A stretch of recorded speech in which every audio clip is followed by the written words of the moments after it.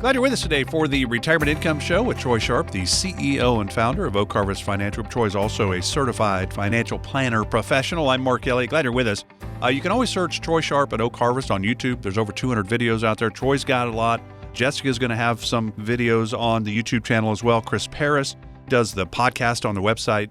He also has one that is really saying, is this news or noise? And Chris, of course, is the Chief Investment Officer at Oak Harvest. He graduated summa cum laude from Georgia Tech. He's got his MBA from Harvard. But there's a lot of information out there. If you have concerns about anything in retirement or financial world, there's probably a YouTube video that Troy and the team have put together for you. And there's no cost to the YouTube channel.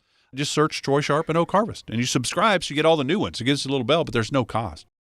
We're talking about the new Secure Act. Remember, the 2020 Secure Act changed required minimum distribution age. It went from 70.5 to 72.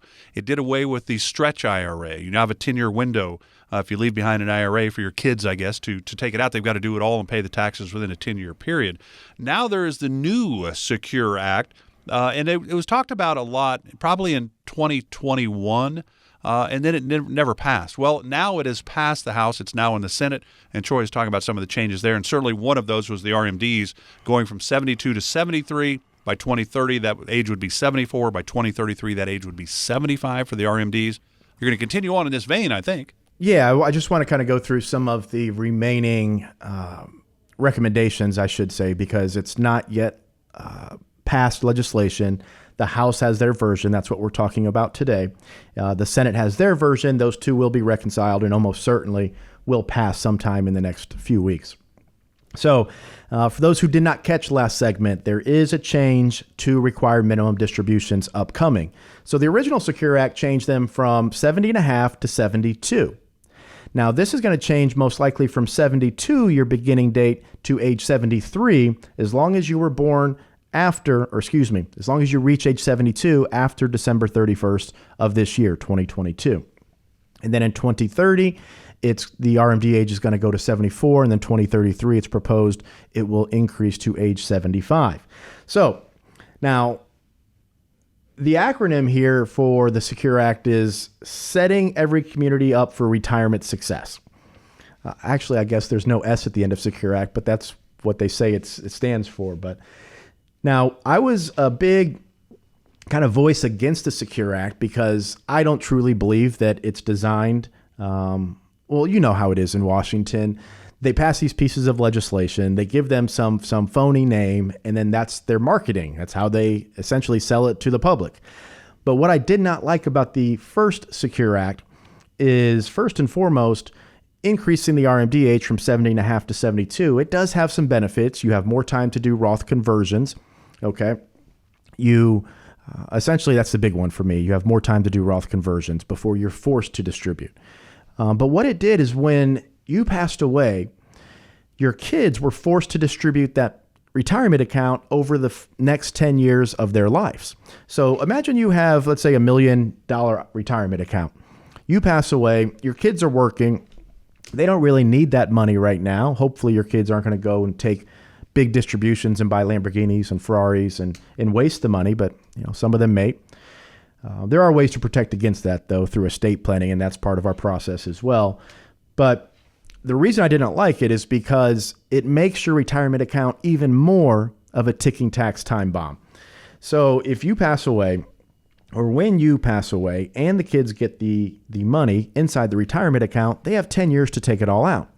Well, if they're both working and you have $1 million, it's going to stay invested. It hopefully will grow over that time. Now, all of a sudden, they have to take this huge distribution of taxable income. That income goes on top of their other income from their wages from working. And now, all of a sudden, your IRA in the future is being taxed at the top marginal tax rate. Maybe that's 30%, maybe that's 50%.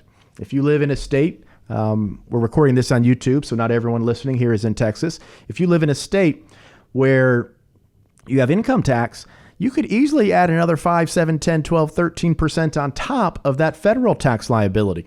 So I saw it more of a way to force distributions from retirement accounts with the intention of down the road, the government raising taxes to get a much larger piece of that retirement pie.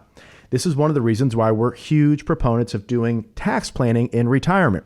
If you only have an investment plan 60-40 stocks, bonds, pulling out 4%, somewhere along that lines, you don't have a retirement strategy. That is just an investment. That's step one of a retirement plan. Okay, step two then goes into a specific income plan, not just how much to pull out, but how much to pull out from where.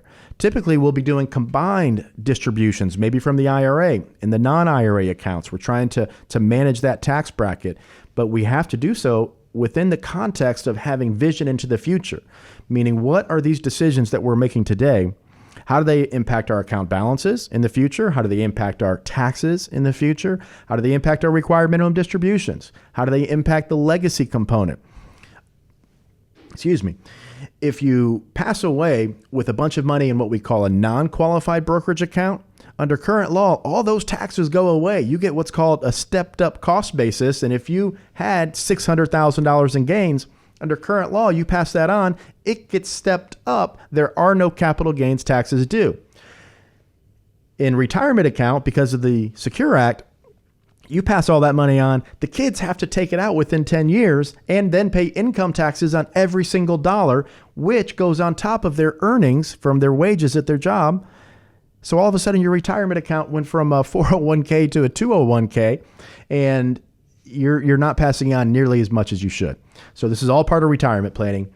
And little kind of tangent there, but it is important to understand the context of, in my opinion, why they're passing these pieces of legislation. They put that pretty acronym around it to make it sound like it's actually in your favor, but I truly believe it's really kind of subterfuge in a way to get those retirement accounts distributed as soon as possible down the road, and do so inside a higher income tax environment. And we're talking trillions of dollars in taxes that will go to the government because of this legislation.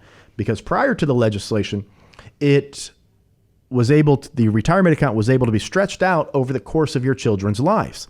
So if you had split beneficiaries, one of your children's maybe 35, the other's 32, the other's 40, they were able to take those distributions out over the course of their life expectancy. So again, it's a tangent, but it's important to understand context with what Washington is doing and how it pertains to your retirement. So other aspects of this Secure Act 2.0, there is one that I actually like because we have a massive student loan problem in this country. It's unbelievable how much colleges charge kids for tuition, especially in a low interest rate environment. And then, of course, how much a lot of these tenured professors are making and not really teaching the kids, things maybe that historically weren't a high focus in a college education. But I digress. So matching contributions for student loan payments. This is pretty cool. So if you are making student loan payments and you can't contribute to your retirement account because you're, for the most part, strapped there, then your employer can still provide a match into your 401k because of that student loan payment that you made. So this is for your kids, maybe your grandkids. If they have student loans, pretty cool. If they have a job where the employer provides a 401k matching, when they make that student loan payment, the employer will put money inside their 401k. Now, this is not going to be a huge amount of money, but what I see happening is it kind of sparks that light that, hey, okay, you know what? This is pretty cool. I have money inside the 401k. I'm getting it for making my student loan payments. Maybe they pay more towards the student loans, or maybe it just kind of gets them focused on retirement a little bit and they decide to start, saving a little bit in that account. So that is pretty cool. Okay, how else can this legislation impact you? They are going to change, if you're in between the ages of 62 to 64, it's proposed right now, the catch-up contribution for your 401k is going to increase up to $10,000. Right now it's at, I believe it's $6,500 on top of the $19,500 standard contribution for a maximum contribution of $27,000.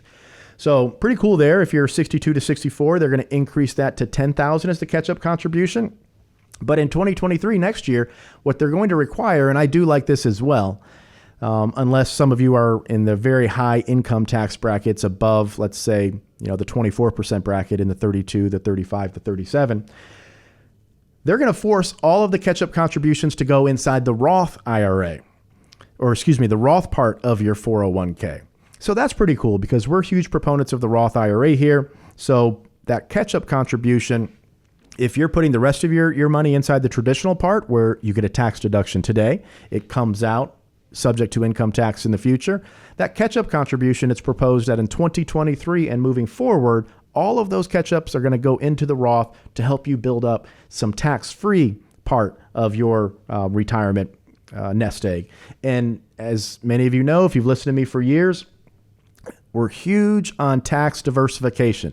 And that means you want multiple buckets, not just of, most people think of the bucket strategy. They're thinking, okay, I'm going to pull maybe some from here, pull some from this bucket, or invest them differently.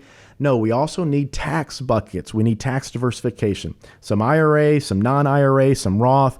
The more diversified we are with our tax structure, the more choices and flexibility we have later in life when it comes to making withdrawals, which allows you to manage what your income taxes are in retirement. One, I don't know if I haven't really thought about this one too much, but I never like when the government forces you to do something. But this probably will end up being good for people in the long run. So many people do not save for retirement. And one thing I know from being a financial planner is that if you save first, you pay yourself first, you get acclimated to not having that income and you live your life without knowing that it was even missing. So they're going to have an auto enrollment feature where new employees get a 3% payroll deduction automatically that goes into their 401k. That's going to increase 1% a year up to in between 10% to 15% of the paycheck being reduced to take those deductions to put into the 401k. This is the Retirement Income Show. If you have more questions, if you want to talk about it, give us a call at 1-800-822-6434. Let's get a retirement plan in place for you and your family. Visit the YouTube channel, search Oak Harvest Financial Group, search Troy Sharp. Get educated, learn about retirement planning, tax planning strategies. You can do that on the YouTube channel. Just search Oak Harvest. So we're going to talk more about this proposed new Secure Act that's through the House, Senate looking at it now.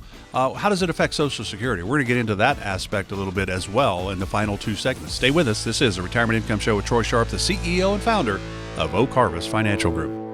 Oak Harvest Investment Services is a registered investment advisory firm. Troy Sharp is an investment advisor representative and insurance professional. Investing involves risk, including the potential loss of principal.